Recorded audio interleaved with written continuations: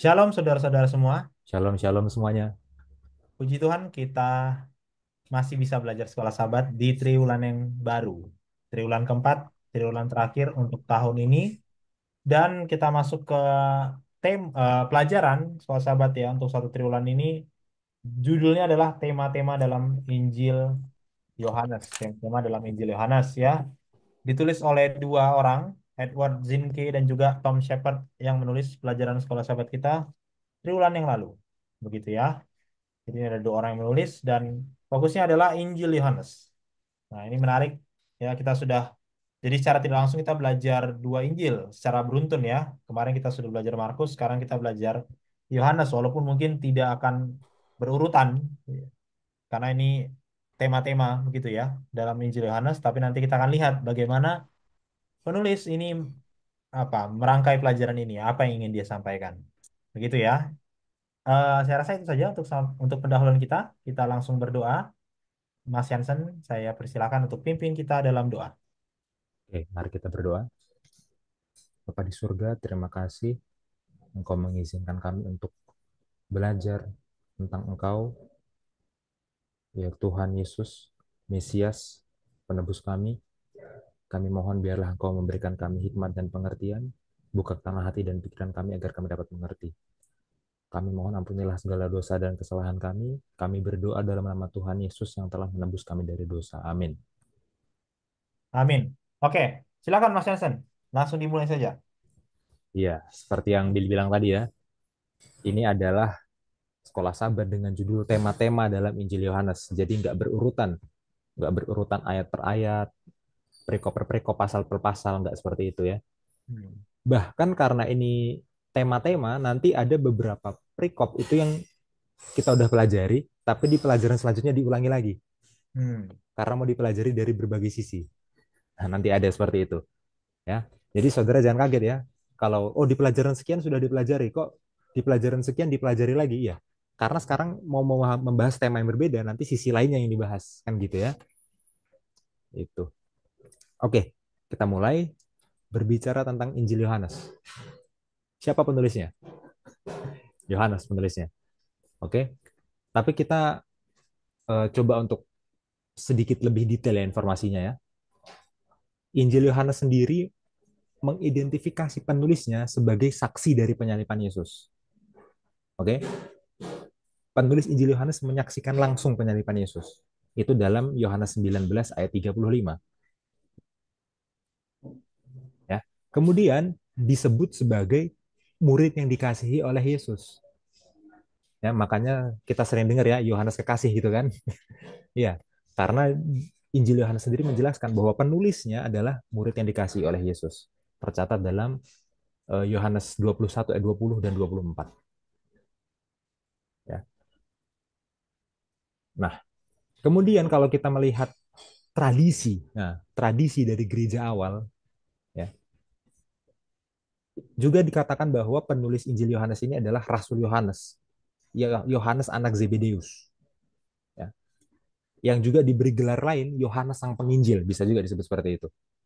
Nah, kemudian bapak-bapak gereja awal juga menganggap bahwa penulis Injil Yohanes, Rasul Yohanes, Yohanes anak Zebedeus, Yohanes Sang Penginjil itu juga adalah penulis surat 1 Yohanes. Ya, dia juga penulis surat 1 Yohanes. Nah, kenapa saya harus jelaskan seperti ini? Karena ada beberapa pandangan ya yang apa istilahnya yang mencoba untuk menyatakan bahwa penulis Injil Yohanes ini bukan Yohanes murid Yesus tapi Yohanes yang lain gitu ya. Nah, pandangan itu lebih lemah ya karena kalau kita mau lihat bukti-buktinya dari dalam Injil Yohanes sendiri dan dari kesaksian bapak-bapak gereja ya, ini merujuk kepada Yohanes, Rasul Yohanes ya, Yohanes anak Zebedeus, Yohanes sang penginjil. Itu penulisnya ya. Oke, setelah kita tahu siapa penulisnya, kita harus bertanya juga, tujuannya apa dia menulis Injil ini? Tujuannya adalah ayat inti kita, ya. Kita buka Yohanes 20 ayat 30 sampai 31. Hmm.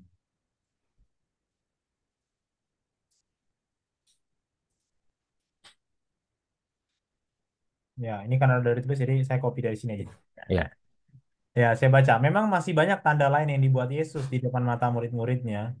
yang tidak tercatat dalam kitab ini, tapi semua yang tercantum di sini telah dicatat supaya kamu percaya bahwa Yesuslah Mesias anak Allah dan supaya kamu oleh imanmu memperoleh hidup dalam namanya. Oke, dari ayat ini kita tahu ya bahwa Yohanes ini selektif dalam menulis. Artinya bukan semua peristiwa dalam hidup Yesus itu ditulis di sini. Dia selektif. Oke. Tapi dari peristiwa-peristiwa yang dia sudah seleksi, yang dia sudah pilih untuk ditulis, Hmm. ya itu sudah cukup. Cukup untuk apa? Cukup untuk membuat pembaca Injil Yohanes percaya bahwa Yesus adalah Mesias, bahwa Yesus adalah anak Allah. Jadi apa tujuan Injil Yohanes? Tujuan Injil Yohanes adalah membuat pembacanya percaya, beriman bahwa Yesus adalah Mesias, Yesus adalah anak Allah. Gitu ya. Oke, silahkan ditulis dulu, Bill. Hmm.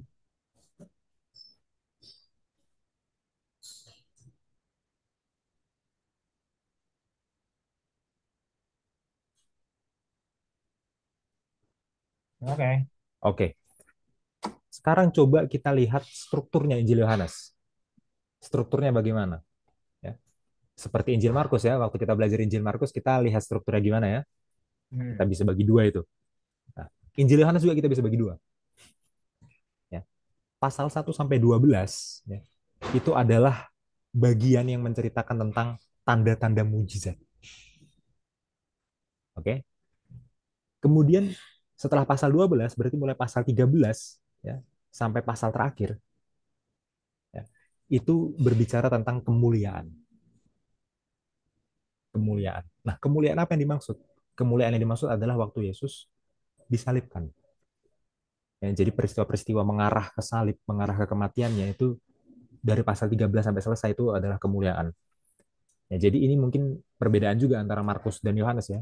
Markus itu menggambarkan peristiwa penyaliban itu lebih ke penderitaannya, Hmm. lebih secara dark, betapa menderitanya Yesus disalib. Tapi Yohanes menggambarkan sisi kemenangannya, kemenangan apa yang dia raih di salib, dan kemuliaan apa yang dia capai melalui salib. Hmm. Nah, kita bisa bagi dua. Oke? Berarti kalau sekarang kita ada di pasal 1 sampai 12, kita ada di bagian tentang tanda-tanda mujizat. Ya. Itulah kenapa judul pelajaran pertama kita, apa judul pelajaran pertama kita? Tanda-tanda yang menunjuk kepada jalan. Kita berbicara tentang tanda-tanda. Ya. Yohanes dalam Injilnya mencatat tanda-tanda apa saja sih yang bisa membuat kita yakin kalau Yesus memang Mesias, tanda-tanda apa saja sih yang membuat kita bisa yakin bahwa Yesus memang anak Allah. Seperti itu ya. Oke, sekarang mengenai tanda-tanda, ya, konsep tanda-tanda ini sebenarnya itu sudah ada sejak Perjanjian Lama, ya, tepatnya pada kisah Keluaran. Oke, kita buka Keluaran 4 ayat 1 sampai 9. Oke, bentar. Keluaran. Eh, 4 ayat 1 sampai 9. Ya, tolong dibacakan ya, Bill ya. oke. Keluaran 4 ayat 1 sampai 9. Lalu sahut Musa, bagaimana jika mereka tidak percaya kepadaku dan tidak mendengarkan perkataanku, melainkan berkata, Tuhan tidak menampakkan diri kepadamu. Tuhan berfirman kepadanya, apakah yang ada di tanganmu itu? Jawab Musa, tongkat. Firman Tuhan, lemparkanlah itu ke tanah. Dan ketika dilemparkannya ke tanah, maka tongkat itu menjadi ular, sehingga Musa lari meninggalkannya. Tetapi firman Tuhan kepada Musa, ulurkanlah tanganmu dan peganglah ekornya. Musa mengulurkan tangannya, ditangkapnya ular itu, lalu menjadi tongkat di tangannya, supaya mereka percaya bahwa Tuhan, Allah nenek moyang mereka, Allah Abraham, Allah Ishak dan Allah Yakub, telah menampakkan diri kepadamu. Lagi firman Tuhan kepadanya, masukkanlah tanganmu ke dalam bajumu. Demikianlah dimasukkannya tangannya ke dalam bajunya, dan setelah ditariknya keluar, maka tangannya kena kusta, putih seperti salju. Sesudah itu firman-Nya, masukkanlah tanganmu kembali ke dalam bajumu. Musa memasukkan tangannya kembali ke dalam bajunya, dan setelah ditariknya keluar, maka tangan itu pulih kembali seperti seluruh badannya. Jika mereka tidak percaya kepadamu dan tidak mengindahkan tanda mujizat yang pertama, maka mereka akan percaya kepada tanda mujizat yang kedua. Dan jika mereka tidak percaya kepadamu kedua tanda mujizat ini dan tidak mendengarkan perkataanmu, maka engkau harus mengambil air dari sungai Nil dan harus kau curahkan di tanah yang kering. Lalu air yang kau ambil itu akan menjadi darah di tanah yang kering itu. Ya, di sini kita udah membaca ya, tanda gitu kan.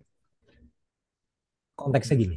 Konteks dari Keluaran 4 ayat 1 sampai 9 harus kita pahami dari pasal sebelumnya. Keluaran 3. Di Keluaran 3 ayat 11 dan 13 ya, Musa itu ragu-ragu untuk menuruti panggilan dari Tuhan. Ya. Keluaran 3 ayat 11 dan 13. Oke. Kemudian bagaimana cara Tuhan menjawab keraguan-raguan Musa? Oke. Tuhan bilang, Musa, engkau akan kuberi tanda. Tanda itu akan kau tampilkan di hadapan bangsa Israel dan di hadapan orang-orang Mesir. Nah, apa aja tandanya? Ada tiga tadi tandanya. Ya. Tongkat yang berubah jadi ular. Tanda pertama. Tanda kedua, tangan yang menjadi kusta. Ya kan? Tanda yang ketiga, sungai Nil berubah menjadi darah.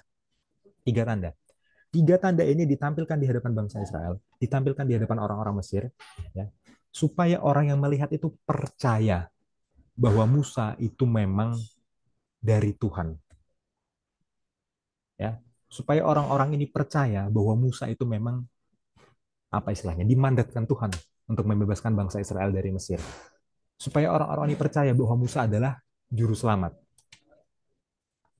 diberi tanda, gitu ya.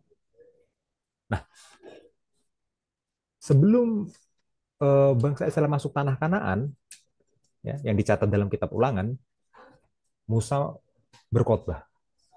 Musa mengulangi pengalaman-pengalaman bangsa Israel.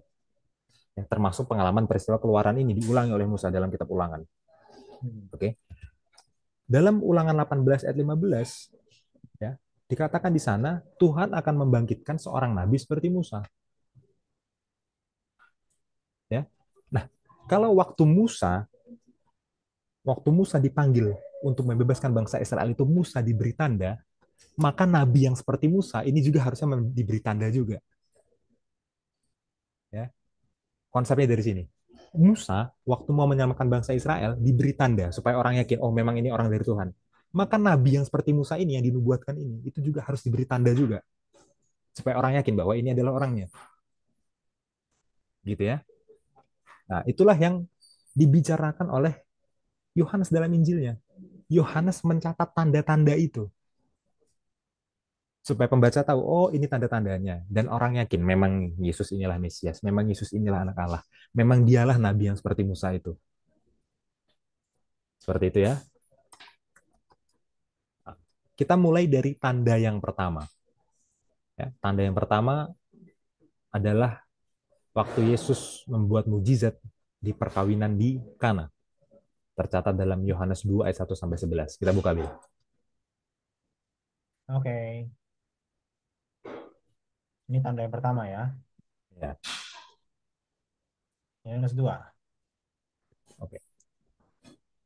Langsung Bil baca semuanya ayat 1 sampai 11. Oke, Yohanes 2 ayat 1 sampai 11. Perkawinan di Kana. Pada hari ketiga ada perkawinan di Kana yang di Galilea dan ibu Yesus ada di situ. Yesus dan murid-muridnya diundang juga ke perkawinan itu. Ketika mereka kekurangan anggur, ibu Yesus berkata kepadanya, "Mereka kehabisan anggur." Kata Yesus kepadanya, "Mau apakah engkau daripadaku, ibu? Saatku belum tiba." Tetapi ibu Yesus berkata kepada pelayan-pelayan, "Apa yang dikatakan kepadamu, buatlah itu." Di situ ada 6 tempayan yang disediakan untuk membasuh menurut adat orang Yahudi. Masing-masing isinya 2-3 buyung. Yesus berkata kepada pelayan-pelayan itu, "Isilah tempayan-tempayan itu penuh dengan air." Dan mereka pun mengisinya sampai penuh. Lalu kata Yesus kepada mereka, "Sekarang cedoklah dan bawalah kepada pemimpin pesta." Lalu mereka pun membawanya. Setelah pemimpin pesta itu mengecap air yang telah menjadi anggur itu, dan ia tidak tahu dari mana datangnya, tetapi pelayan-pelayan yang mencedok air itu mengetahuinya, ia memanggil mempelai laki-laki dan berkata kepadanya, "Setiap orang menghidangkan anggur yang baik dahulu, dan sesudah orang puas minum, barulah yang kurang baik. Akan tetapi engkau menyimpan anggur yang baik sampai sekarang." Hal itu dibuat Yesus di Kana yang di Galilea, sebagai yang pertama dari tanda-tandanya. Dan dengan itu ia telah menyatakan kemuliaannya dan murid-muridnya percaya kepadanya. Sekarang eh, kita coba ingat-ingat lagi peristiwa keluaran sebagai latar belakang perjanjian lamanya gitu ya. Di peristiwa keluaran, Musa, ya, tanda yang dibawa Musa adalah mengubah air menjadi darah. Air sungai ini menjadi darah. Itu tanda yang dibawa oleh Musa. Sekarang Yesus menggenapi itu. Kalau Musa mengubah air sungai ini menjadi darah, maka Yesus mengubah air menjadi anggur. Oke? Kemudian saudara akan bilang, tapi kan beda. Musa jadi darah, ini jadi anggur. Darah sama anggur kan beda.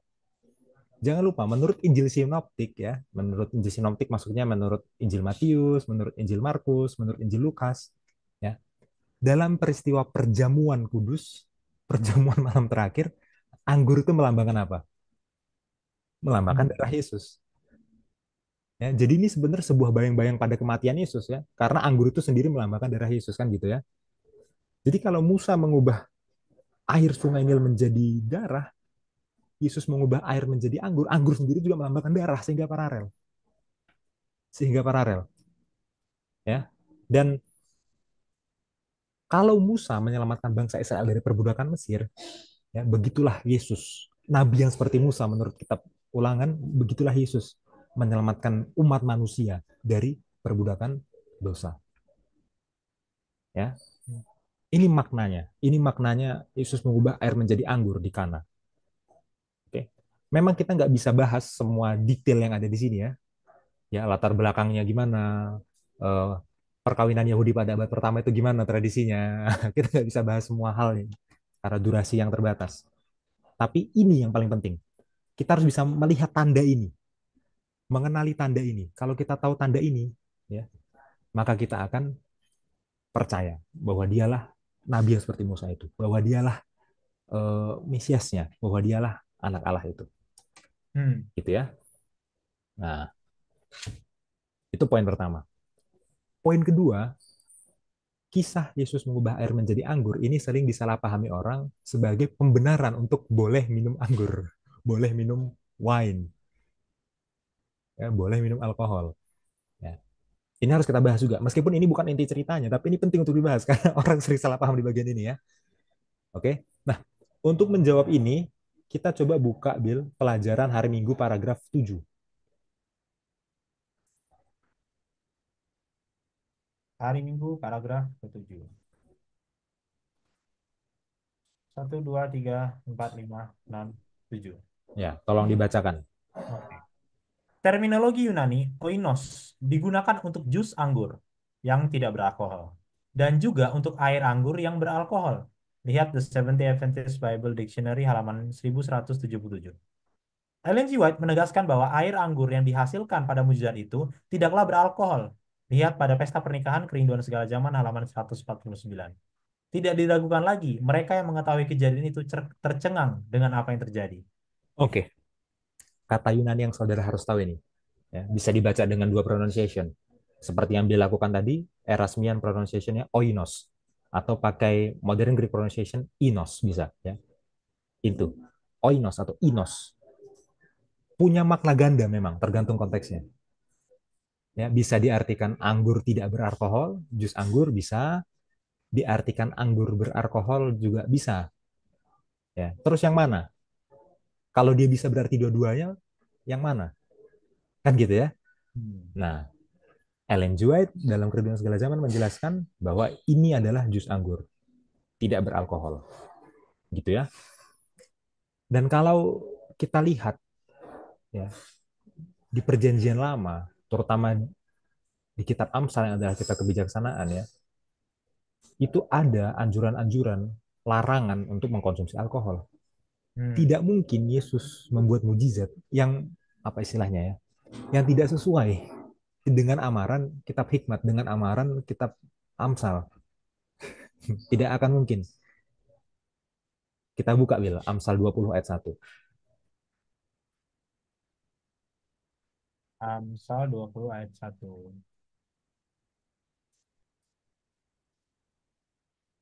1, 2, 3, 4, 5, 6, 7. Amsal 20 ayat 1. 1, 2, 3, 4, 5, 6, 7. Amsal 20 ayat 1. 1, 2, 3, 4, 5, 6, 7. Amsal 20 ayat 1. 1, 2, 3, 4, 5, 6, 7. Anggur adalah pencemooh, minuman keras adalah peribut. Tidaklah bijak orang yang terhuyung karenanya.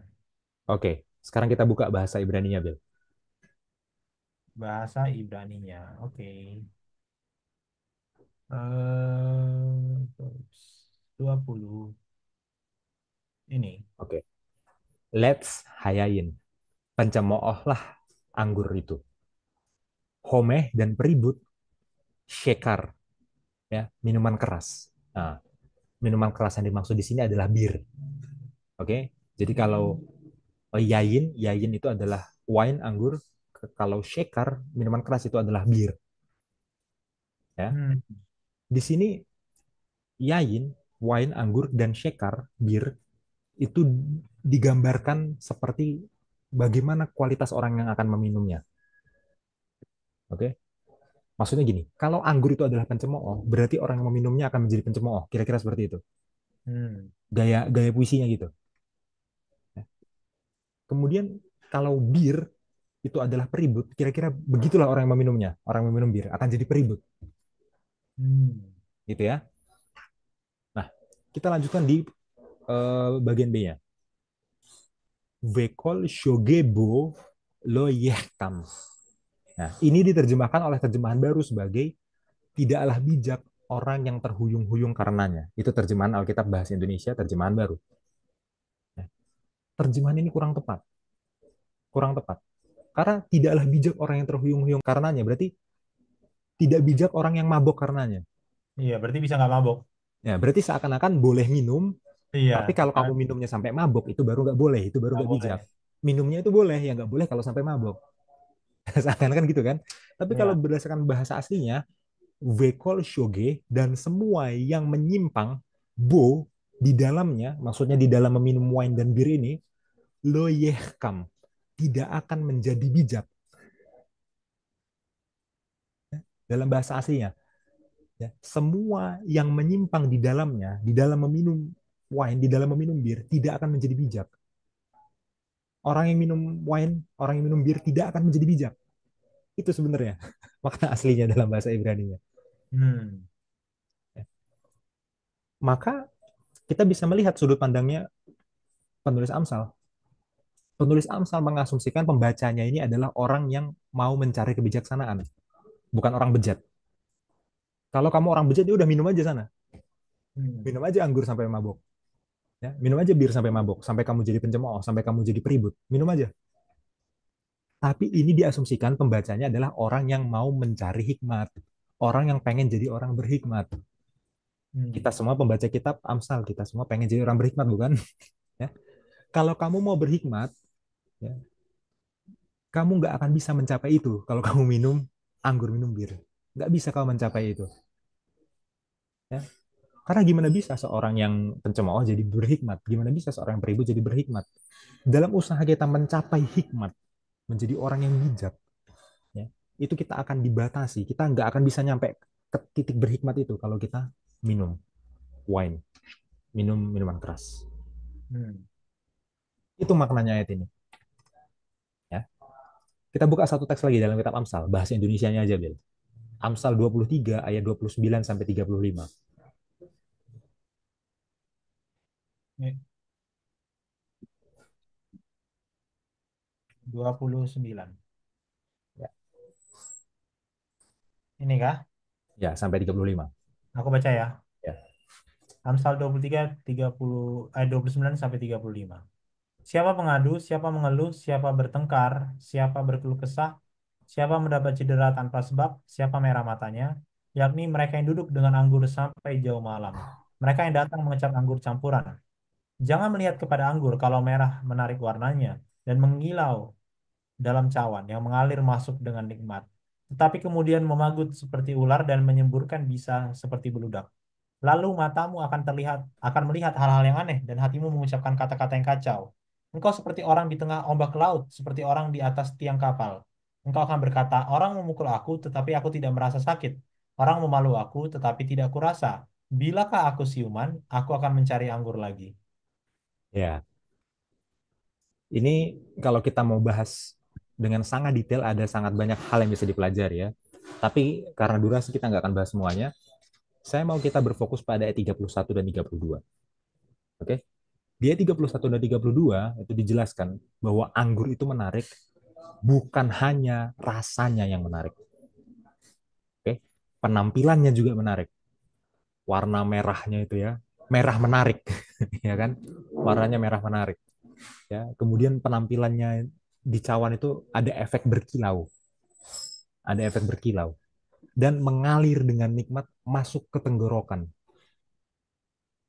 Oke? Jadi bukan hanya rasanya nikmat, dipandang aja udah nikmat, ya. Tapi perhatikan di ayat 32, dia itu memagut seperti ular. Kalau ular memagut, apa yang paling berbahaya dari patokan ular? Racunnya, ya kan? Dan menyemburkan bisa seperti beludak. Bisa itu apa? Racun. Ya, jadi maksudnya apa? Racun. Oke? Anggur anggur ini racun. Kelihatannya di mata menarik, tapi aslinya racun.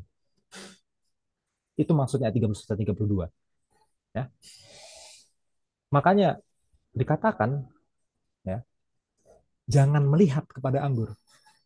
Nah, nggak bisa sekarang orang berargumen, nggak apa-apa minum yang penting nggak mabok. Jangankan sampai mabok, minum aja nggak boleh. Tapi di sini bahkan dia dibawa ke level lebih tinggi lagi. Jangankan minum, melihat aja nggak boleh. Hmm. Ya, karena dari melihat akan tergoda untuk minum, dari minum akan tergoda untuk mabuk. Ya. Jadi nggak ada tuh argumen. Sebenarnya dalam dalam Alkitab itu boleh minum, yang nggak boleh itu mabok. Ya, dengan mengutip Amsal 20 ayat 1 doang. Itu pun Amsal 20 ayat 1-nya disalah tafsirkan. Ya. Sekarang tafsirkan Amsal 20 ayat 1 secara benar, ditambahkan, dilengkapi dengan Amsal 23, 29 sampai 35, ya, kita bisa tahu bukan hanya nggak boleh mabuk, tapi nggak boleh minum. Bukan hanya nggak boleh minum, nggak boleh melihat. Ya, makanya saya mengutip eh, komentar dari Murphy. Ya, tolong ditampilkan Bill. Komentar dari Murphy. Ya, Murphy ini menulis satu buku yang judulnya adalah Proverbs. Ya, jadi buku ini adalah buku tafsiran kitab Amsal. Oke, Murphy bilang gini, don't even look at wine, bahkan jangan melihat kepada anggur, is a clever exaggeration. Itu adalah sebuah perlebihan yang pintar. Ya.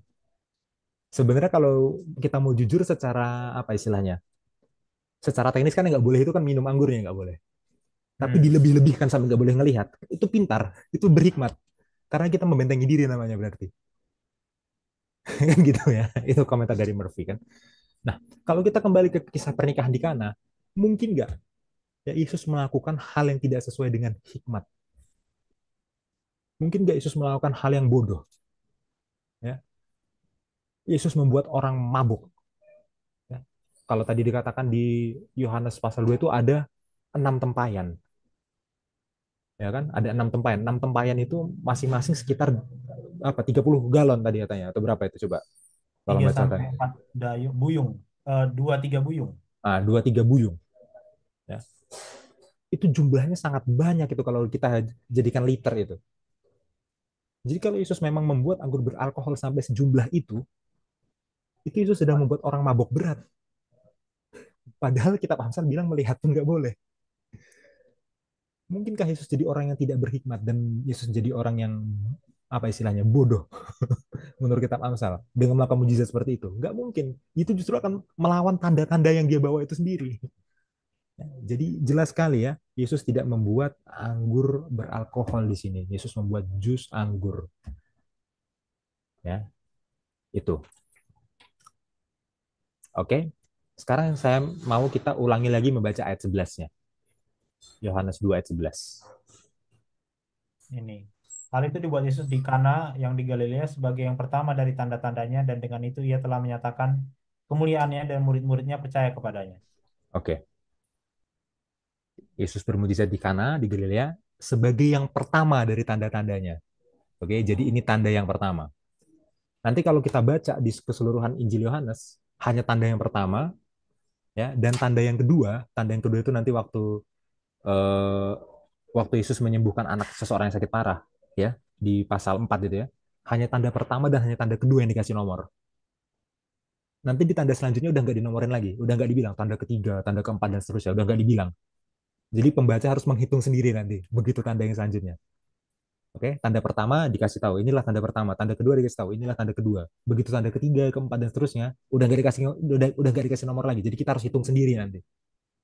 Ya, dan masih banyak tanda-tanda yang lain. Saudara tenang aja. Sampai nanti puncaknya ada tanda yang sangat besar itu. Pasal 11 sampai 12 ya. Ada tanda yang sangat besar. Itu puncaknya. Oke. Dan di sini dihubungkan dengan apa? Dengan kemuliaan, ya kan? Dan dengan itu ia telah menyatakan kemuliaannya.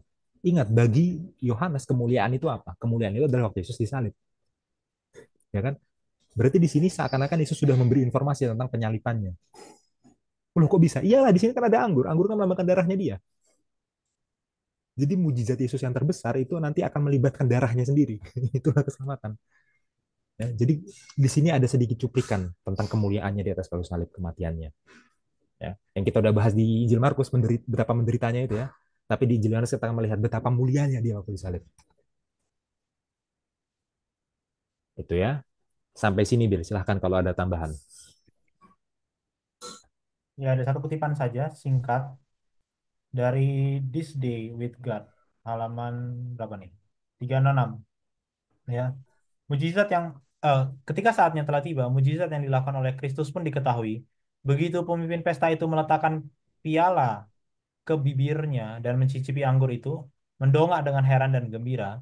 Anggur itu lebih unggul daripada anggur apapun yang pernah diminumnya sebelumnya, dan itu adalah anggur yang tidak difermentasi. Hmm. Ia berkata kepada mempelai laki-laki, setiap orang setiap orang menghidangkan anggur yang baik dahulu dan sesudah orang puas minum, barulah yang kurang baik. Akan tetapi engkau menyimpan anggur yang baik sampai sekarang. Ayat 10 ya itu. Kristus tidak mendekati tempayan-tempayan itu atau menyentuh airnya. Ia hanya melihat air itu dan air itu menjadi sari buah anggur yang murni. Nah, ini sangat jelas sekali ya untuk meyakinkan pembaca bahwa itu bukan beralkohol ya. Dia pakai dua kali, tidak difermentasi dan sari buah anggur yang murni. Dijernihkan dan dimurnikan. Apa pengaruh mujizat ini? Murid-muridnya percaya kepadanya. Melalui mujizat ini, Kristus juga memberikan bukti belas kasihan dan belas kasihannya. Ia menunjukkan bahwa ia memperhatikan kebutuhan orang-orang yang mengikutinya untuk mendengar perkataan-perkataan pengetahuan dan hikmatnya. Ya, jadi sekali lagi, ini dari kutipan yang lain ya. Kalau tadi kan eh, Tom Shepard pakai kerinduan segala zaman ya. Ini kayaknya juga dari kerinduan segala zaman, cuma di apa namanya dikompilasi di sini. Is David God. Nah, ada satu hal yang dua kali dijelaskan tadi bahwa itu bukan anggur beralkohol, tapi ada satu hal yang menarik adalah yang ini ya, bagian yang ini. Apa pengaruh mujizat ini murid-muridnya percaya kepadanya.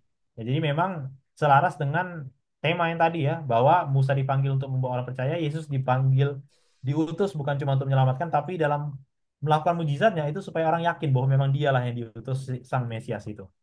Begitu. Mungkin itu saja, Mas Hansen. Oke, oke. Ya sejalan dengan ini ya, tujuan Yohanes menulis Injilnya juga ya. Nah, ya. Ya. Oke, kita lanjutkan. Yesus menyembuhkan anak pegawai istana. Yohanes Hmm. 4 ayat 46 sampai 54. Oke, sebentar.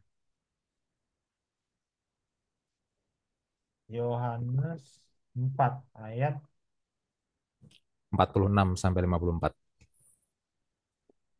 54. Aku baca semua sekalian? Langsung baca semuanya. Oke. Ini ya. Yesus menyembuhkan anak pegawai istana. Maka Yesus kembali lagi ke Kana di Galilea, di mana ia membuat air menjadi anggur. Dan di Kapernaum ada seorang pegawai istana, anaknya sedang sakit. Ketika ia mendengar bahwa Yesus telah datang dari Yudea ke Galilea, pergilah ia kepadanya lalu meminta supaya ia datang dan menyembuhkan anaknya, sebab anaknya itu hampir mati. Maka kata Yesus kepadanya, jika kamu tidak melihat tanda dan mujizat, kamu tidak percaya. Pegawai istana itu berkata kepadanya, Tuhan, datanglah sebelum anakku mati. Kata Yesus kepadanya, pergilah, anakmu hidup. Orang itu percaya akan perkataan yang dikatakan Yesus kepadanya, lalu pergi. Ketika ia masih di tengah jalan, hamba-hambanya telah datang kepadanya dengan kabar bahwa anaknya hidup. Ia bertanya kepada mereka, pukul berapa anak itu mulai sembuh? Jawab mereka, kemarin siang pukul 1 demamnya hilang.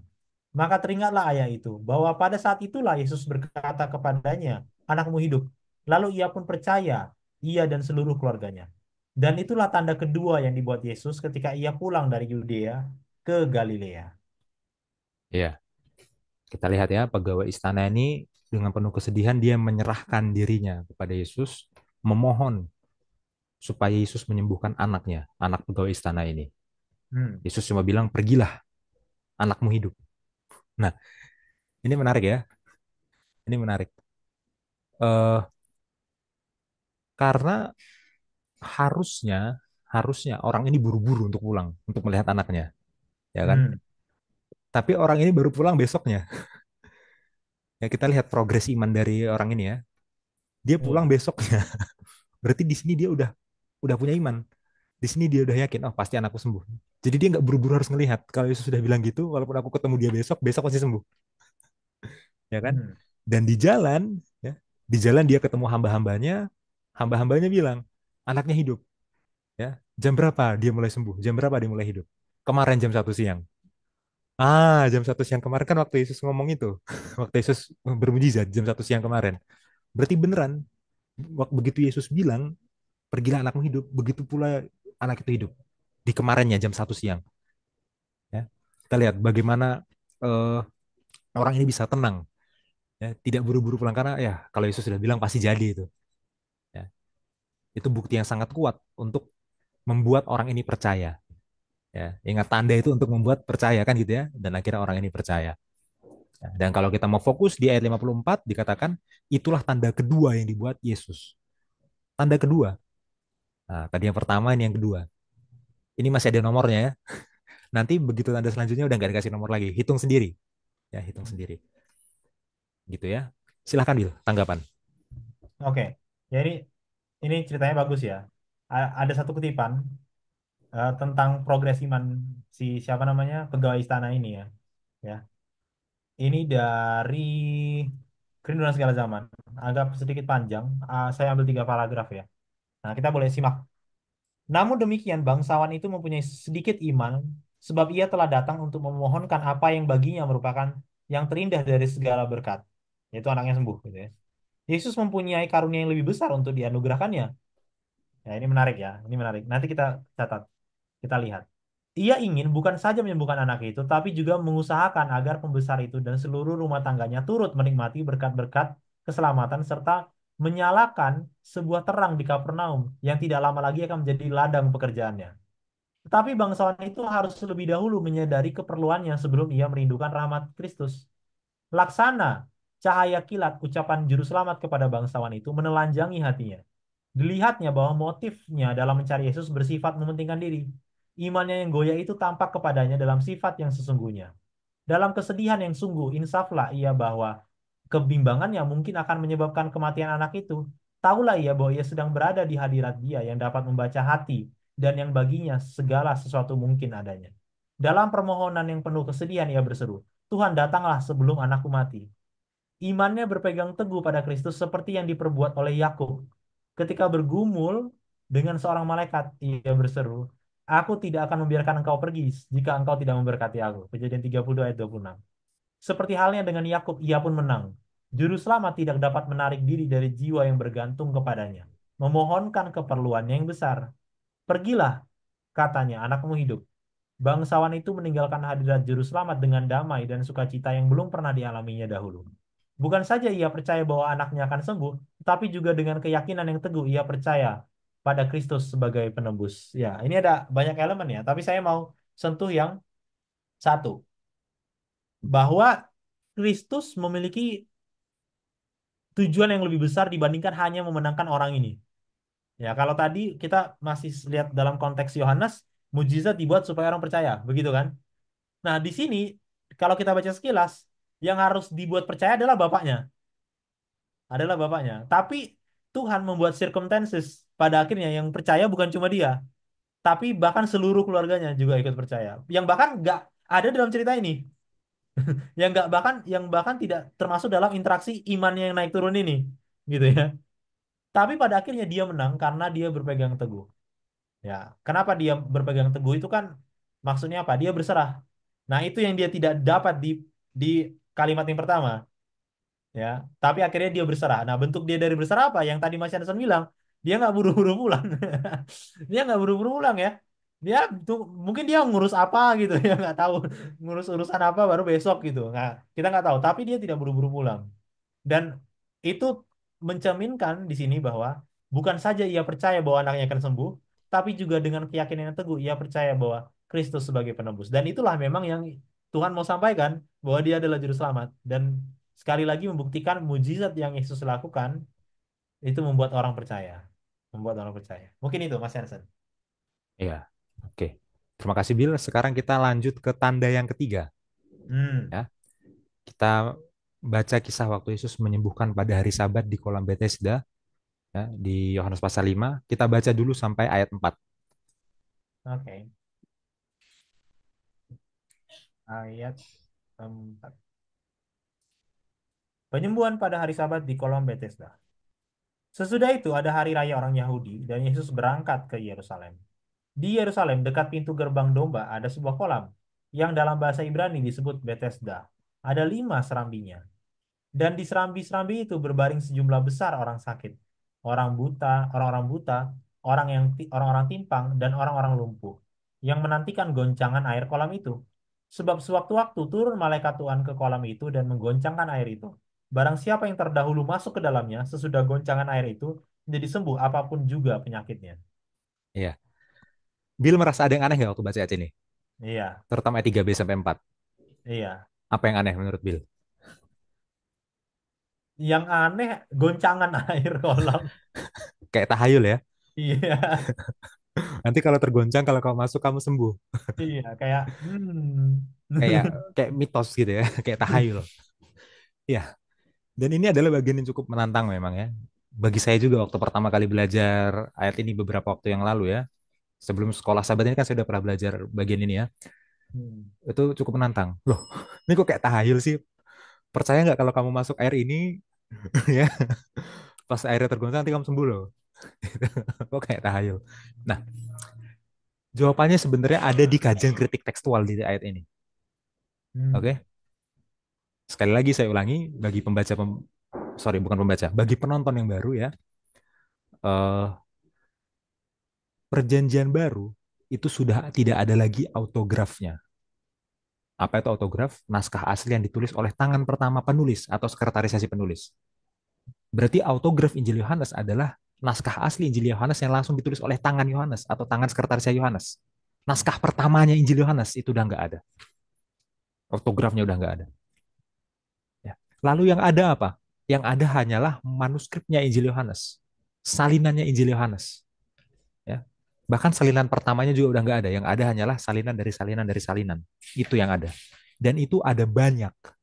Ya. Karena setelah Injil Yohanes disalin, kemudian disalin lagi oleh yang lain, disalin lagi oleh yang satunya lagi, oleh yang lainnya lagi, itu salinannya jadi sangat banyak.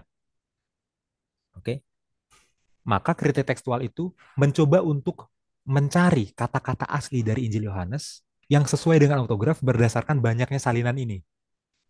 Iya, meskipun autografnya nggak ditemukan, dari salinan-salinan yang jumlahnya banyak ini, para pakar kritik tekstual bisa memprediksi kira-kira autografnya ngomongnya gimana. Itu bisa.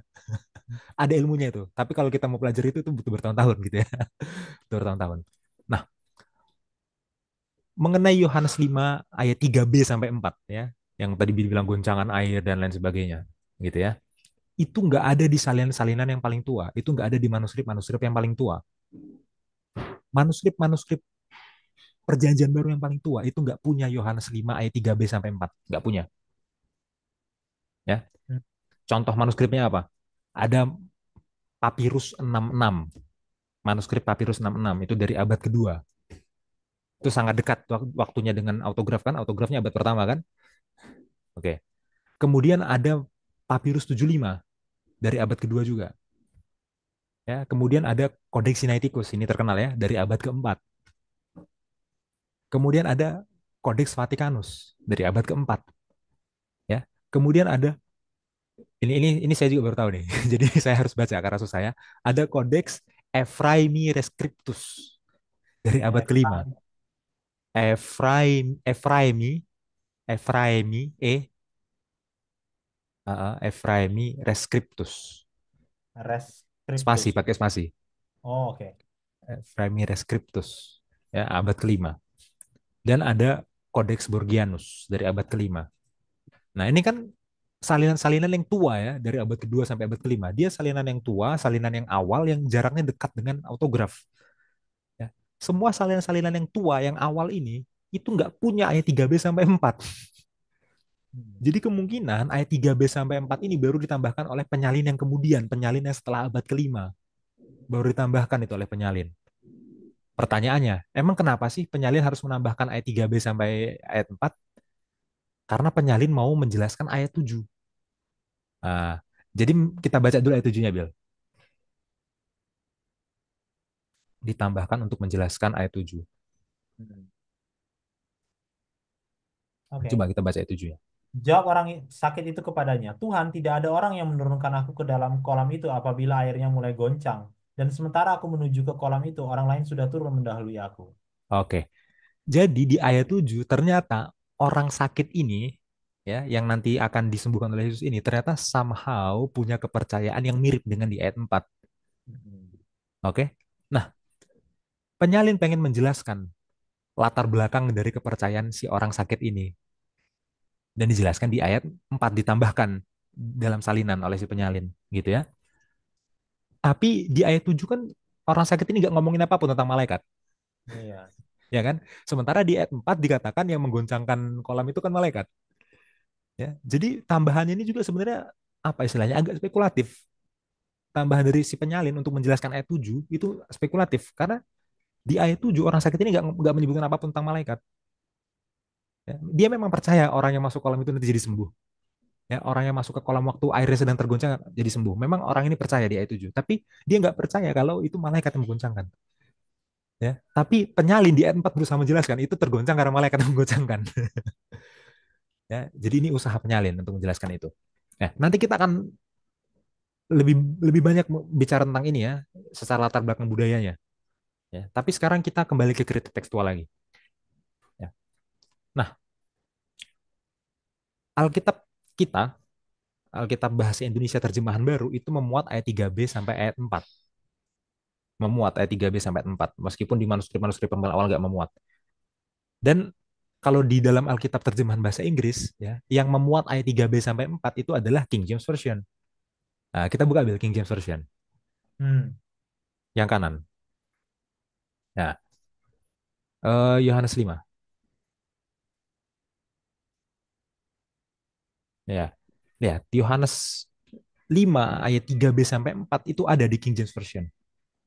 Kenapa King James Version punya ayat 3b sampai 4 padahal ini nggak ada di manuskrip yang lebih tua? Karena King James Version mendasarkan teks bahasa Inggrisnya dari teks Yunani yang namanya Textus Receptus. Ya kan? Kita udah pernah pelajari itu kan? Teks Yunani Textus Receptus adalah teks Yunani yang diterbitkan oleh Erasmus. Oke, Erasmus sendiri adalah pakar bahasa Yunani yang hebat memang. Tapi di zaman Erasmus, manuskrip-manuskrip yang lebih tua, yang lebih dekat dengan autografnya, manuskrip-manuskrip yang dari abad kedua sampai abad kelima itu belum ditemukan. Oke, Erasmus menerbitkan Textus Receptus, Alkitab bahasa Yunaninya ini hanya berdasarkan manuskrip yang tersedia pada zaman itu. Dan zaman itu manuskrip yang tersedia hanyalah manuskrip dari abad ke-12, abad ke-13. Ya, sekali lagi, manuskrip yang tersedia pada zaman penerjemahnya King James Version hanyalah manuskrip dari abad ke-12 dan abad ke-13. Yang jaraknya itu udah jauh dari autograf. Dan di abad 12, abad 13, manuskrip-manuskrip Injil Yohanes yang ada itu udah menambahkan ayat 3b dan ayat 4. Maka waktu Erasmus menerbitkan Alkitab Yunani Textus Receptus, maka itu memuat juga ayat 3b dan ayat 4. Maka King James Version yang bahasa Inggrisnya diterjemahkan dari Textus Receptus memuat juga ayat 3b sampai ayat 4. Ya, inilah salah satu kelemahan King James Version secara kritik tekstual, secara manuskrip ya, karena King James Version didasarkan pada manuskrip yang lemah, manuskrip yang lebih muda, manuskrip yang lebih kemudian salinannya, sehingga sudah tidak akurat lagi nih bahasa Yunaninya berdasarkan autograf. Ya. Nah, sekarang kita coba buka Alkitab bahasa Inggris yang didasarkan pada manuskrip-manuskrip yang lebih kuno. Ya, kita buka English Standard Version dan New International Version. Ya, Yohanes 5, Will. Hmm. Ya, kita lihat ke ayat 3, ke ayat 3. Oke, setelah ayat 3, ya, tiganya itu hanya sampai 3a. Ya. Saya baca yang ESV ya. In this lay a multitude of invalids, blind, lame, and paralyzed. Oke. Di situ terbaring banyak orang yang invalid itu apa? Cacat ya. Iya, iya. Yang cacat, buta, lame itu apa? Lumpuh, Lumpuh, cacat juga, lumpuh. Ya, lumpuh-lumpuh. paralyzed lumpuh juga. Iya. Ya Lem itu gitu. apa ya? Lemnya. Atau gini, coba sambil di yang dokumen kita, sambil buka bahasa Indonesia ayat 4-nya. Sorry, ayat 3-nya. Ayat Di tiganya. dokumen kita, yang dokumen kita. Oh, sorry, sorry, sorry. Ini. Lumpuh, timpang. Timpang ya, timpang dan lumpuh. Oke. Nah, perhatikan di bahasa Indonesianya. Jangan lanjut dulu, Bil. Coba Nah, masih mau lihat bahasa Indonesianya. Perhatikan di bahasa Indonesianya. Ada tambahan yang menanti-nantikan goncangan air kolam itu. Itu 3B. Itu nggak ada di ESV, hmm. 3B-nya. Ya kan? Yang menanti-nantikan goncangan air kolam itu nggak ada kan? Oke. Kemudian perhatikan, ESV setelah ayat 3 langsung ayat berapa? Ayat berapa Bil itu? Langsung ayat limanya, ayat lima. Nggak ada Langsung empat. ayat nggak ada ayat 4. Oke. Jadi Cuma ayat lima. 3-nya nggak ada bagian B-nya dan ayat 4-nya nggak ada. Ya, dan perhatikan teks Yunani yang di sebelah kanan juga. Ya, itu dari SBL Greek. Itu adalah Alkitab bahasa Yunani yang diterbitkan oleh SBL, Society of Biblical Literature. Ya. SBL Greek ya, Alkitab SBL Greek itu didasarkan pada manuskrip-manuskrip Yunani yang lebih tua. Ya, dan SBL Greek itu nggak memuat juga ayat 3b sampai ayat 4. Ya. Jadi terjemahan-terjemahan bahasa Inggris modern dan teks-teks Yunani yang diterbitkan apa istilahnya ya, dengan mempertimbangkan manuskrip yang lebih tua itu nggak memuat ayat 3b sampai 4. Hmm. Tidak seperti King James Version atau Alkitab terjemahan baru kita. Ya. Dan ini jelas apa istilahnya? Lebih akurat dengan autograf karena berdasarkan teks yang lebih tua. Dan yang kedua secara konsep teologi dia lebih masuk akal karena yang di ayat 3b sampai 4 itu tahayul gitu loh. Itu tahayul gitu ya. Gitu. Nah, sekarang saya mau mengajak kita baca Alkitab Bahasa Indonesia terjemahan baru 2, terjemahan baru edisi 2. Gitu ya. Jadi sedikit informasi buat Bapak Ibu yang belum tahu ya. Kalau nggak salah tahun 2023, ini koreksi saya kalau salah ya, tapi kalau nggak salah tahun 2023 atau tahun lalu, Lembaga Alkitab Indonesia baru menerbitkan terjemahan baru 2, terjemahan baru edisi 2 sebagai pembaruan, pemutahiran dari terjemahan baru yang biasa kita baca Hmm. ya. Dan sekarang kalau Bapak Ibu pergi ke Gramedia, bukan promosi, ya, bukan di endorse, kalau Bapak Ibu pergi ke Gramedia, ya, LAI itu udah nggak memasok lagi terjemahan baru yang lama. LAI itu udah memasoknya benar-benar hanya terjemahan baru 2 aja. Jadi kalau kita mau beli Alkitab baru, terjemahan baru itu susah. Kalau kita mau beli Alkitab baru, biasanya kita beli ke Gramet, kita dapatnya terjemahan baru 2. Ya. Dan perhatikan terjemahan baru 2 itu menaruh ayat 3b sampai ayat 4 itu di dalam kurung. Dalam kurung. Menunjukkan bahwa dia ini nggak ada di manuskrip yang lebih tua. Dia ini kemungkinan nggak ada di autograf. Ya, kita harus apresiasi ya kerja dari LAI ya. Artinya apa? LAI melihat, oh TB ini ada kekurangannya. Sehingga mereka revisi di TB2. Ya, kita apresiasi kerja dari LAI ya. Nah, bagi saudara-saudara yang Alkitabnya TB bukan TB2, silahkan kasih tanda dengan pulpen ya. Kasih tanda di ayat 3b sampai di ayat 4 bahwa bagian ini tidak ada di manuskrip yang lebih tua. Kasih tanda begitu. Tapi bagi saudara-saudara yang punyanya terjemahan baru 2, artinya saudara punya Alkitab baru ya. Iya. Ya, ini udah benar. Dalam kurung itu menandakan dia nggak ada di manuskrip yang lebih tua. Ya, puji Tuhan Alkitab kita udah dimutakhirkan, direvisi gitu ya. Nah, sekarang setelah kita berbicara tentang kritik tekstual, ya, pembahasan kita nggak akan lengkap tanpa membahas latar belakang budayanya. Oke? Nah, saya ada satu kutipan yang saya tadi udah kirimkan ke Bill, tolong ditampilkan Bill. Ya, Oke. ya. Ini adalah kutipan dari seorang pakar perjanjian baru yang namanya adalah Craig Keener. Craig Keener menulis sebuah commentary yang judulnya IVP Bible Background Commentary untuk New Testament, untuk perjanjian baru. Ya. Jadi commentary ini tidak berfokus pada doktrin dan tidak berfokus pada aplikasi. Tapi commentary ini berfokus pada latar belakang budaya dari teks Alkitab. Oke? Nah, sekarang kisah mujizat di kolam Bethesda ini latar belakang budayanya apa sih? Kita penasaran tuh. Kok bisa ada yang tahayul-tahayul kayak tadi itu kok bisa? Ya. Ini dikatakan oleh Craig Kinner dalam komentarnya, situs ini kemudian digunakan sebagai sebuah kuil penyembuhan pagan, kuil penyembuhan berhala. Itu karena pada zaman kuno ada kecenderungan untuk menggunakan kuil yang lebih lama, kuil yang lebih tua gitu ya. Komunitas Yahudi pada zaman Yesus mungkin mungkin melihat menganggap kolam ini sebagai tempat penyembuhan. Oke. Otoritas bait suci itu siapa? Ya imam-imam, ahli Taurat, orang Farisi dan lain sebagainya. Otoritas bait suci secara pasti, undoubtedly ya, secara tidak ragu-ragu ya, tidak mengizinkan hal ini. Maksudnya tidak mengizinkan kalau orang-orang Yahudi menganggap kolam ini sebagai tempat penyembuhan. Kenapa?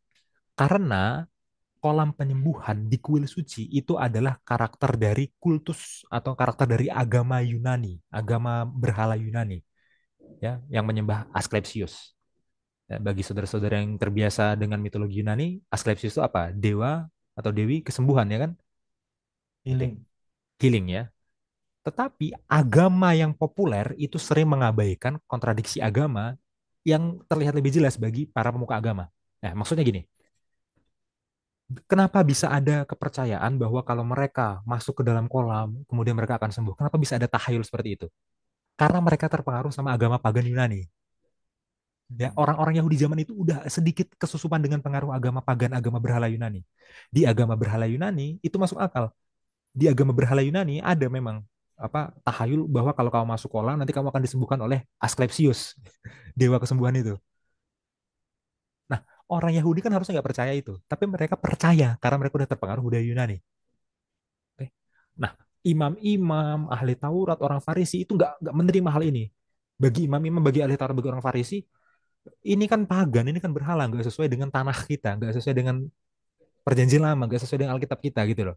Hmm. Jadi orang-orang yang lebih terpelajar secara agama, para imam, ahli Taurat, orang Farisi nggak terima ini. Ya. Tapi orang-orang umum, orang-orang awam yang nggak terlalu melek agama, percaya sama tahayul ini. Itu yang dimaksud agama populer ya. Agama populer itu bukan bukan pengertian scholars gitu. Agama populer itu pengertiannya orang awam. Pengertiannya orang awam ya udah sih bisa kita percaya Adonai tapi percaya juga sama mitos ini meskipun ini mitos pagan, Ya, meskipun ini mitos dari budaya kafir Yunani ya. Jadi sebenarnya kenapa orang-orang di situ dan orang yang sakit ini termasuk ya 7 ya, kenapa mereka bisa percaya kalau mereka masuk kolam BTSD itu mereka bisa sembuh? Itu karena kepengaruh budaya berhala Yunani. Karena mereka terpengaruh budaya penyembahan Asklepios.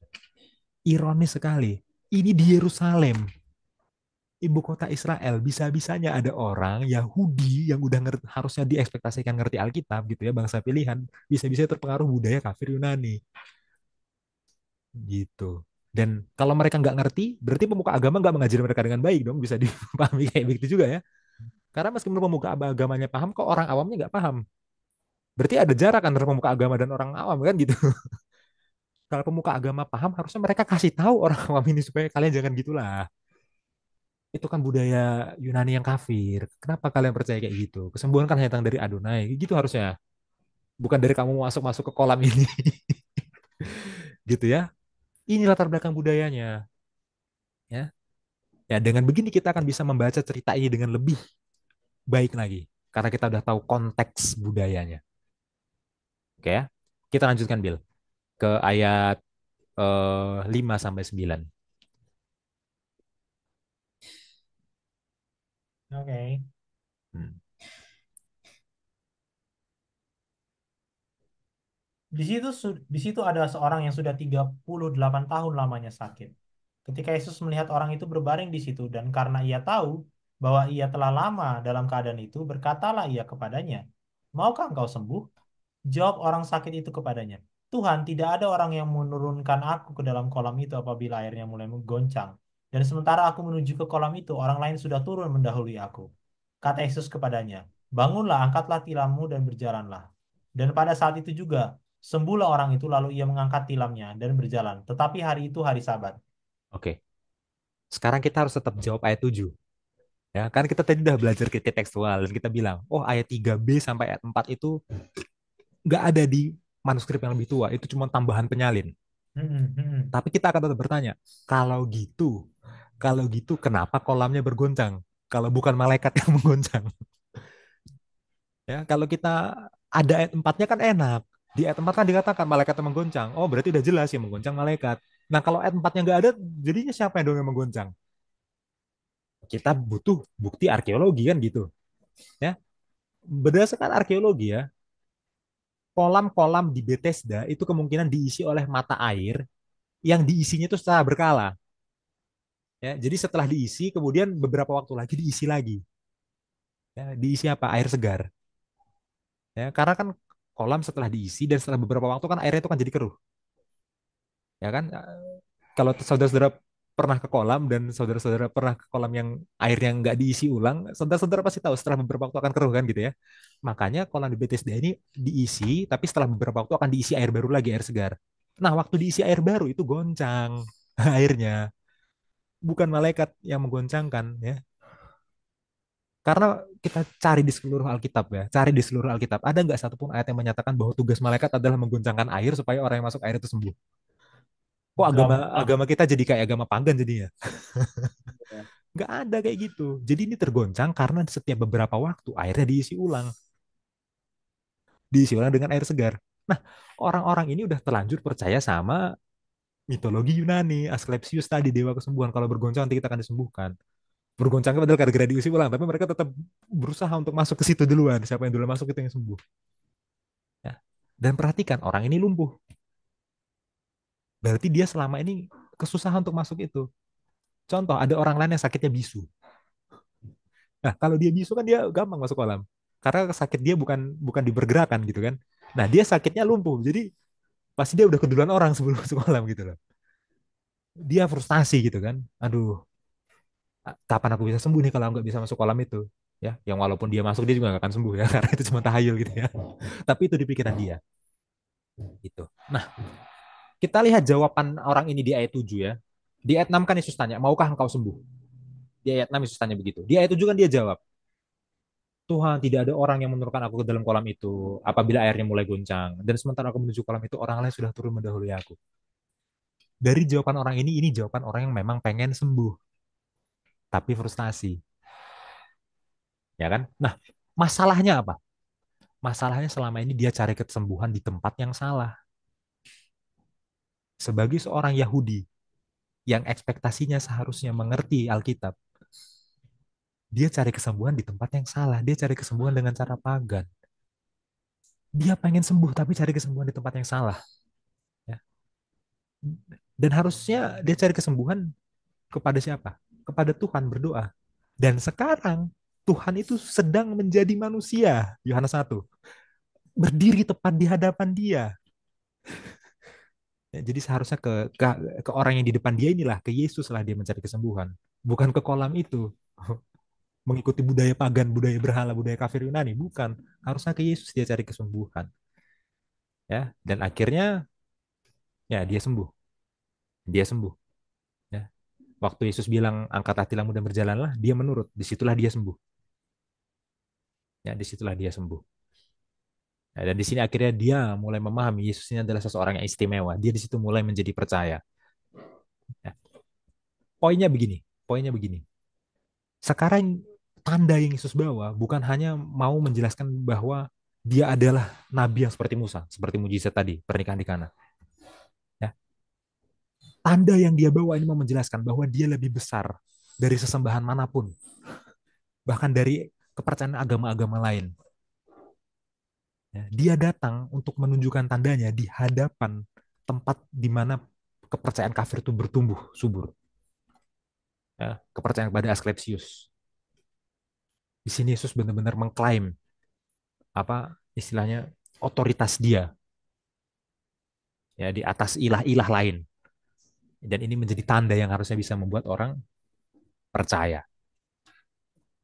Seperti itu. Silakan Bil kalau ada tambahan.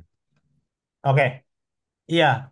Jadi eh ya di antara empat Injil memang saya lebih mendalami Yohanes ya, mendalami Yohanes dan waktu belajar Yohanes ini sudah lama sih sebenarnya. Eh bagian air bergoncang itu benar kata Mas Jansen tadi itu sedikit membingungkan, sedikit membingungkan. Nah, dulu saya kan nggak tahu kritik tekstual. gitu. Saya nggak tahu kritik tekstual apa. Saya tahu itu tahayul, tapi saya nggak tahu bahwa ayat itu sebenarnya nggak ada. Hmm. Nah itu, saya tahu itu tahayul. Dan keterangan komentari saya baca banyak yang bilang itu tahayul dan bahkan apa namanya Ellen Juato juga sebut itu adalah itu malaikat itu bukan dari Tuhan. Saya lupa di mana. Tapi ada disebutkan itu peristiwa itu. Nah, dan itu semakin make sense lagi kalau Tuhan menyembuhkan. Maksudnya kalau itu dari Tuhan, kenapa nggak Tuhan apa terbangkan aja dia ke kolam itu? Iya, Iya kan? iya, Kalau memang goncangan itu dari malaikat Tuhan, kenapa nggak Tuhan terbangkan aja ke kolam itu gitu? Atau Tuhan terbangkan semua orang di situ untuk ke kolam itu biar biar sembuh iya. gitu kan? Artinya memang yang Tuhan lakukan itu seolah-olah eh, kontradiktif dengan kepercayaan yang dipercayai yang dideskripsikan dalam Yohanes. Saya nggak tahu itu kritik tekstual sebelumnya. Nah, Hmm. jadi itu. Dan itu dan itu sangat unik ya apa yang Tuhan Yesus lakukan dan tanggapan orang ini lebih unik lagi. Ya, coba kita baca dari ini Faith and Works ya, halaman 68. Dikatakan Kristus bertanya kepada orang lumpuh itu, "Maukah engkau sembuh?" Yohanes 5 ayat 6. Sungguh pertanyaan yang luar biasa. Itulah tujuan kedatangannya. Tetapi Kristus ingin membangkitkan keinginan dalam hati orang itu untuk disembuhkan. Dan ketika Kristus menyuruhnya untuk bangun, mengangkat tempat tidurnya, dan berjalan, ia melakukan apa yang Kristus perintahkan kepadanya. Ia tidak berhenti untuk berdebat, tidak melakukan apa yang diperintahkan kepadanya, tetapi melakukan apa yang diperintahkan kepadanya. Ia mengangkat tempat tidurnya dan berjalan keluar dan sembuh sejak saat itu. Inilah iman yang kita butuhkan. Tapi jika Anda berhenti untuk menjelaskan segala sesuatu dan berargumen di setiap poin, Anda akan mati dalam dosa-dosa Anda karena Anda tidak akan pernah merasa puas. Ya, ini bagus sekali ya. Kenapa ini bagus? Karena menurut saya ini akan lebih kena ketika kita tahu latar belakangnya. Coba deh kita sekarang pakai komentar ini. Tapi jika Anda berhenti untuk menjelaskan segala sesuatu dan berargumen, coba saudara bayangkan, saudara adalah masyarakat domba yang nggak tahu apa-apa, mungkin nggak dijelaskan oleh pemuka agama tentang ini sebenarnya tahayul, ini tuh sebenarnya pagan. Atau saudara sudah dijelaskan, tapi saudara masih batu, nggak tahu lah apa. Nah, dan saudara sudah desperate nggak sembuh-sembuh karena nggak ada yang bantu saudara mungkin untuk mencicipi goyangan air itu gitu kan. Lalu ada orang yang somewhere out there tiba-tiba datang lalu tanya mau sembuh atau nggak? Mau. Lalu orang ini suruh kamu berdiri. Nah, coba saudara di posisi orang lumpuh ini, maka yang saudara akan pertama kali lakukan mungkin kesal sama orang yang suruh saudara berdiri ini. Coba deh Hmm. pikirkan kayak seluruh hidup saudara, saudara sudah masuk dalam kultus ini goncangan air bisa menyembuhkan saya, tapi saya nggak mampu. Lalu ada orang random yang menyindir saudara dalam tanda kutip, ya berdiri aja lu. Wah kalau gua mau gue dari dulu udah berdiri, gitu. Iya, Ngerti nggak betul. sih? Iya kan? Betul. Iya kan? Coba kita posisikan diri kita sebagai orang lumpuh ini. Tapi itulah komentar Allen juga di sini ya. Iman orang ini ya sangat besar. Saking mau sembuhnya, dia ya udah kalau memang cara sembuhnya cuma berdiri ya udah saya berdiri, gitu ya. Dia tidak banyak ngomong. Dia tidak banyak ngomong dan dia tidak banyak bertanya. Nah, poinnya adalah ya kadang-kadang mujizat itu terjadi oleh karena kita mundur saja. Walaupun mungkin itu berlawanan dengan seluruh hal yang kita percayai selama kita ada, selama kita hidup. Mungkin itu Hmm. yang dilakukan oleh orang lumpuh ini. Selama ini kita tahu itu adalah tahayul, tapi kan dia nggak tahu mungkin. Bagi dia mungkin yang Yesus bilang itu kebohongan malah. Tapi dia tetap percaya anyway. Nah, terkadang firman Tuhan atau apa perintah Tuhan itu terkadang akan terlihat seperti itu. Mungkin bukan berarti itu salah, itu benar. Cuma kita belum mengerti. Dan untuk kita memaknai itu kadang-kadang kita harus apa namanya lakukan aja dulu. Nanti kita akan lihat. Lakukan saja dulu. Kalau itu yang Tuhan kalau itu yang Tuhan perintahkan gitu ya. Jadi ini pelajaran yang sangat bagus ya. Tetapi jika Anda berhenti untuk menjelaskan segala sesuatu dan berargumen di setiap poin, Anda akan mati dalam dosa-dosa Anda karena Anda tidak akan pernah merasa puas. Ya mungkin nggak mungkin orang yang melihat orang disembuh juga bingung gitu. Ini kok orang nggak masuk goncangan air bisa sembuh gitu ya. Tapi ya itu itulah mujizat. Mungkin itu Mas Anderson. Ya, ini bagus banget ya. Coba Bil ini langsung dihubungkan ke pertanyaan nomor satu di hari Jumat. Ya, Ini bagus banget ini. Coba. hari Jumat. Ya, aku coba baca ya. Ya. Renungkan pelajaran pekan ini. Iman adalah kunci yang memungkinkan penyembuhan ini. Sebaliknya, para pemimpin mengungkapkan bahayanya keraguan dan ketidakpercayaan. Mengapa kita tidak boleh bingung antara memiliki pertanyaan yang kita semua lakukan, ya semua orang bertanya, dengan keraguan? Mengapa keduanya tidak sama dan mengapa penting untuk mengetahui perbedaan di antara keduanya? Ya, ini menarik Ya. ya. Apa bedanya bertanya dan juga ragu? Nah, ini menarik ini. Ini sangat menarik ini. Apa bedanya bertanya dan juga ragu? Mas Jansen mau coba jawab nggak? Ya, mungkin nanti bilang tambahan ya. Ya, siap. Tapi saya lupa ayatnya di mana dan saya lupa bahasa Indonesianya apa. Iya. Tapi dalam Torah itu ada perkataan dari bangsa Israel dalam bahasa Ibrani gini. Naashe vanishma. Artinya, saya nggak tahu TB-nya gimana persisnya, tapi kalau saya terjemahkan secara bebas, Naashe, kami akan melakukan vanishma. Dan kami akan mendengarkan. Nah, jadi melakukan ya asah bahasa bahasa Ibrani ya melakukan menurut itu dilakukan lebih dulu dilakukan lebih dulu ya baru vanishma dan mendengar artinya apa mencari penjelasannya ya maksudnya gini ada hal-hal yang kita akan tahu jawabannya tapi itu butuh proses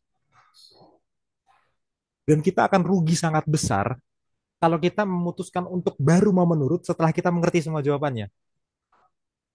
Hmm, Iya, contohnya kita dari kecil udah diajarkan untuk memelihara hari Sabat, iya. gitu kan? Padahal nggak paham.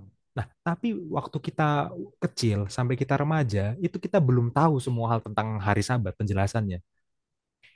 Tapi kita udah menurut dulu, sambil menurut, sambil kita mendengarkan penjelasannya, kita tanya lagi, kita dengarkan lagi, ya. Tapi kita udah dilatih untuk menurut sejak awal, sambil menurut, sambil kita belajar, akhirnya semakin kokoh penurutan kita itu. Ya. Jangan sampai kita belajar dulu sampai sangat detail baru kita mau menurut. Karena belum tentu kita punya waktu untuk belajar segala hal.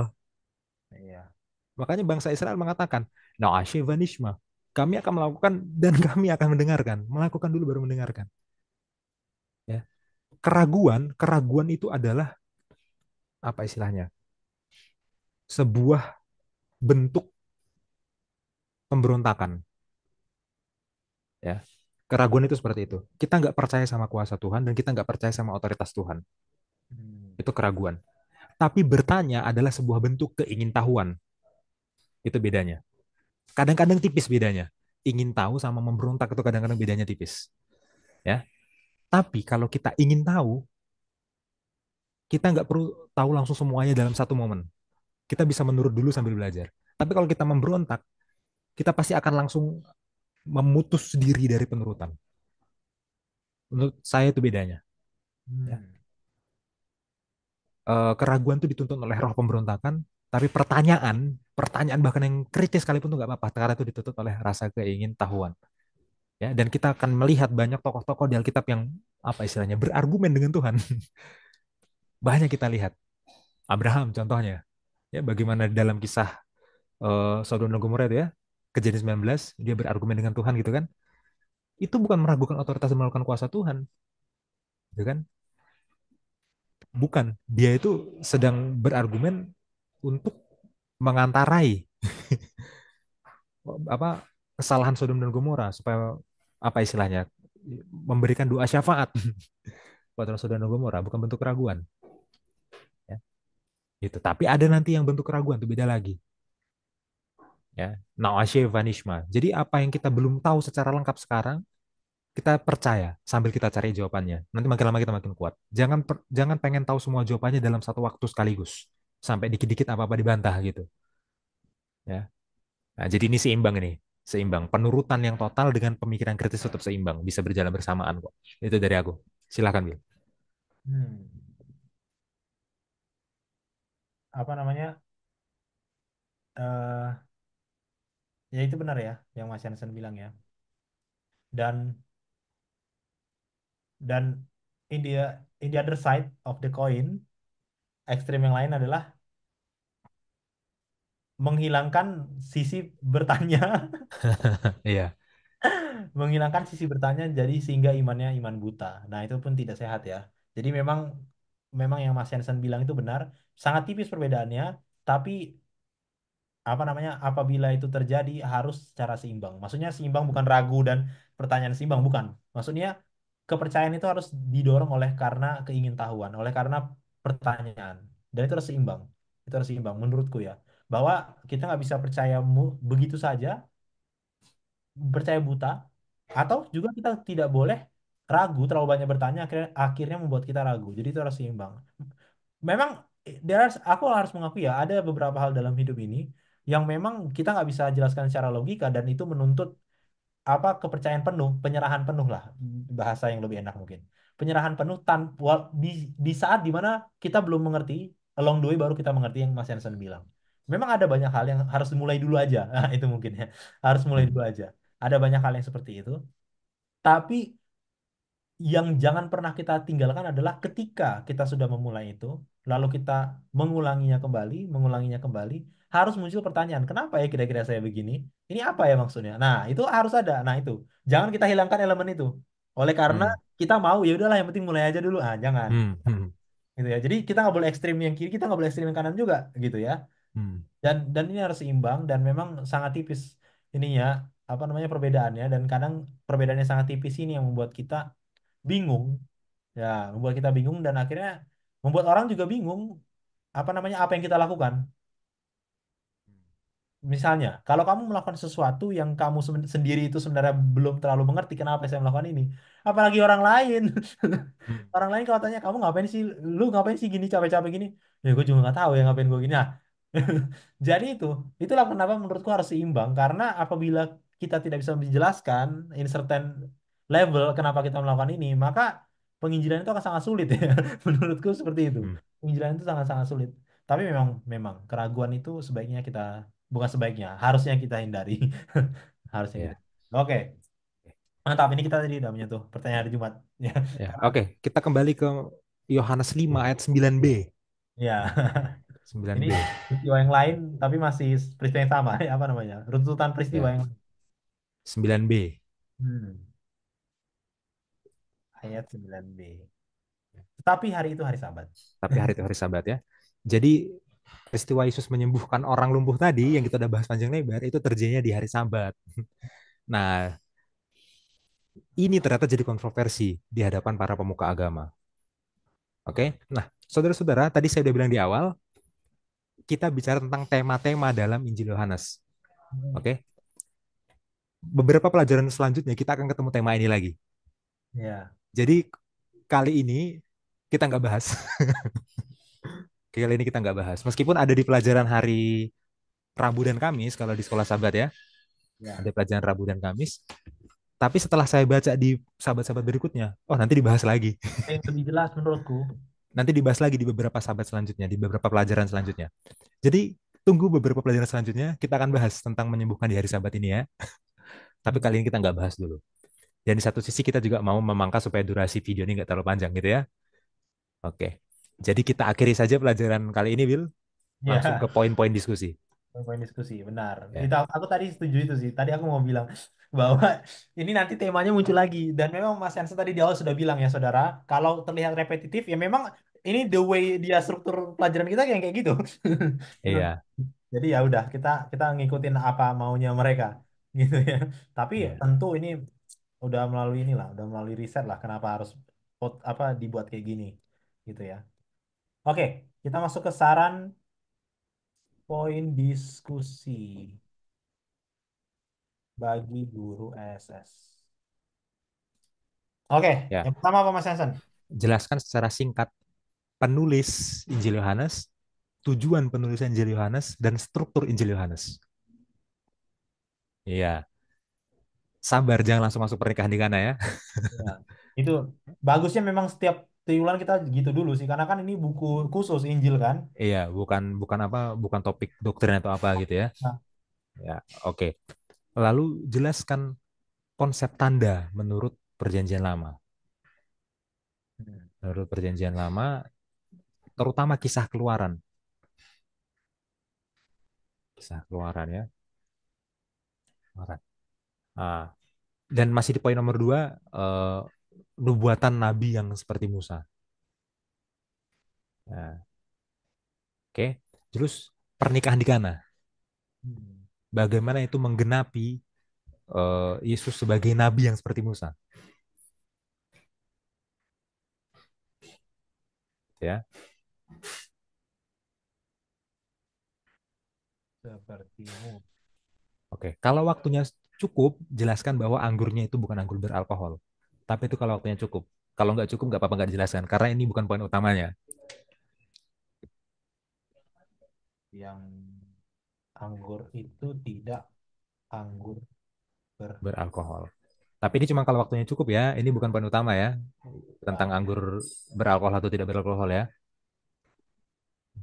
oke. Oke, setelah itu eh, waktu Yesus menyembuhkan anak seseorang yang sakit parah itu, ya, Ke istana itu ya. ya pegawai istana itu, sampaikan dan jelaskan ya bagaimana perkembangan iman dari pegawai istana itu. Hmm. Oke, setelah itu mukjizat di kolam Bethesda ya. Ya, saya mohon ini ada PR lagi bagi pemimpin sekolah sahabat ya. Tolong jelaskan kritik tekstualnya. Itu penting banget Itu ya. penting sih, itu penting banget sih. Penting. Karena artinya berubah kalau ada itu. Iya, benar, benar. Artinya berubah. Jelaskan kritik tekstualnya dan latar belakang budayanya. Jadi jadi teknis ya, tapi nggak apa-apa ya. Malah harus itu, kalau nggak bingung. Kalau nggak, Baik. Coba. kita pikir ini cerita apaan? Tiba-tiba ada fable. Iya, jadi harus jelaskan baru masuk ke aplikasi iman dari si orang yang lumpuh itu bahwa dia percaya tanpa banyak bertanya. Hmm.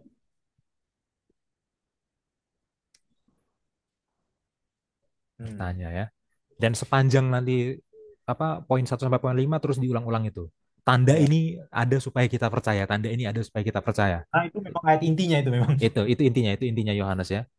Oke, itu aja cukup Oke, ya. oke, oke. Untuk poin nomor 5 hubungkan Pertanyaan dengan pertanyaan Jumat nomor 1.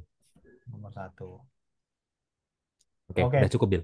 ya, mantap. Ya, memang ya ini boleh lah ya sebagai apa namanya makanan pembuka kan masih pelajaran pertama. Ya kan?